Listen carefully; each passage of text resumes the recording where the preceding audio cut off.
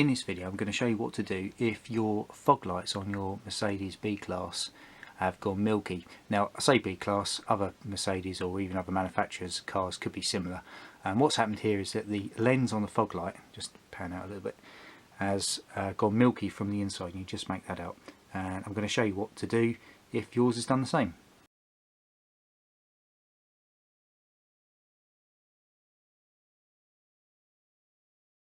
Once you remove the unit from the car, that bit, you're going to need a couple of flat blade screwdrivers.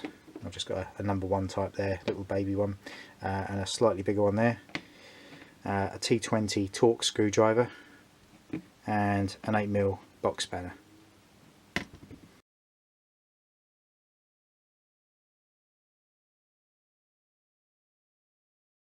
Now before dismantling anything, what we've got to do is mark the position of the headlight beam, or rather fog light beam adjuster. It's just on this shaft here, and by screwing that around you can alter the angle of this whole light unit.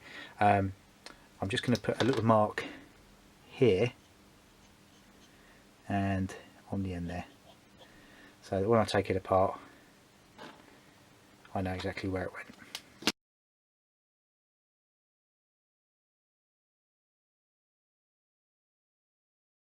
From above, there's some screws we've got to undo.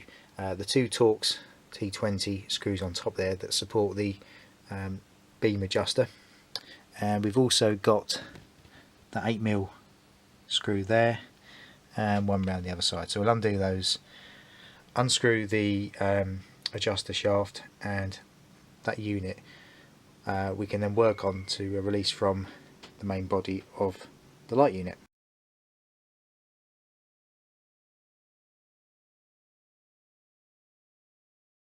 And once you've undone the screws, you should end up with a light unit out of the main carrier like that. There's the adjuster. I didn't actually have to remove the screw in the end, I just moved it to one side and it popped out of the unit and the 4 screws there. What we've got to now do is remove this clear bit, or rather slightly clear bit, from the main light body.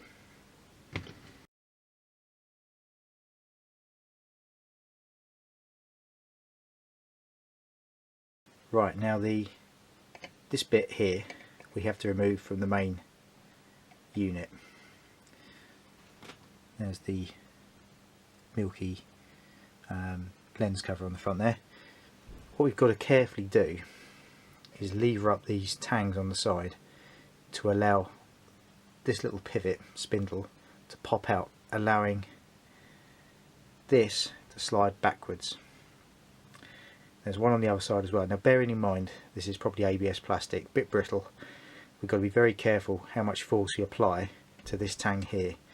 We don't want to overdo it because it might crack and then the whole unit will be loose when we put it back together again. So very gently we've got to put a flat bladed screwdriver, so I've got a couple of sizes there, in between this and the main body to pop that pin below, slide the back out.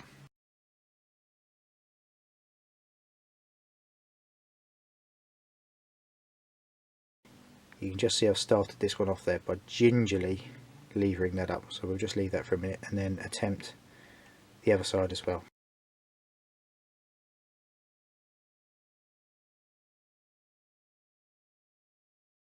Okay, I didn't film that bit because there was a bit of swearing involved, but you can now see that that is free from the main casing, exposing this sort of rubber seal there inside the case.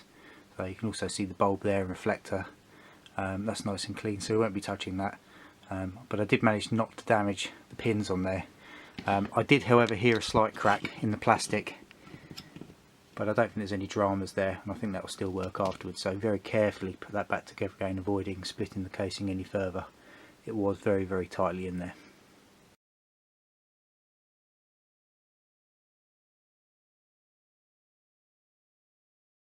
Now just under the fluorescent magnifying glass I've got there, or rather the light from the glass, you can see that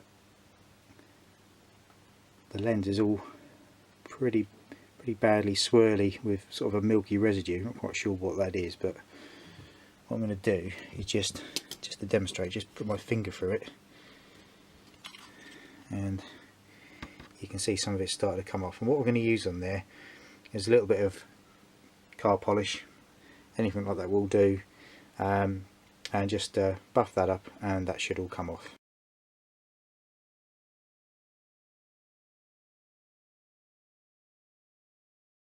Okay, now I've applied a bit of polish to the inside of that lens, giving it a bit of a polish.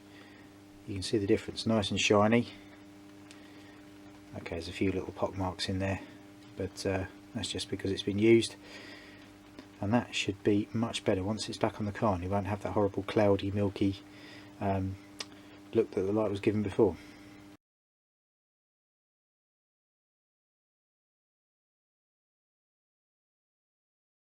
Just a little tip I thought I'd video while I'm doing this.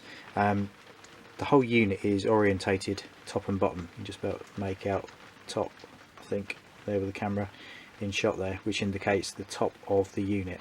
And there's two little keyways there you can just make out, which have to be located before pushing the two little tangs into, or rather the two little nubs there into the tangs that are located in these two little recesses or holes there.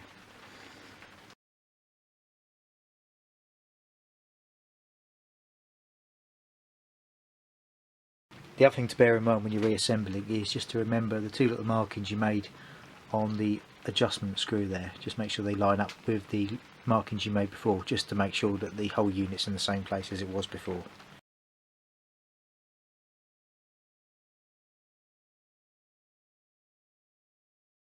Just remember to put the two 8mm screws back into the casing there, which hold the light unit to the sort of facey bit that goes in the bumper. Just remember to locate those two little pins that stick up as well there, or the whole thing won't sit properly.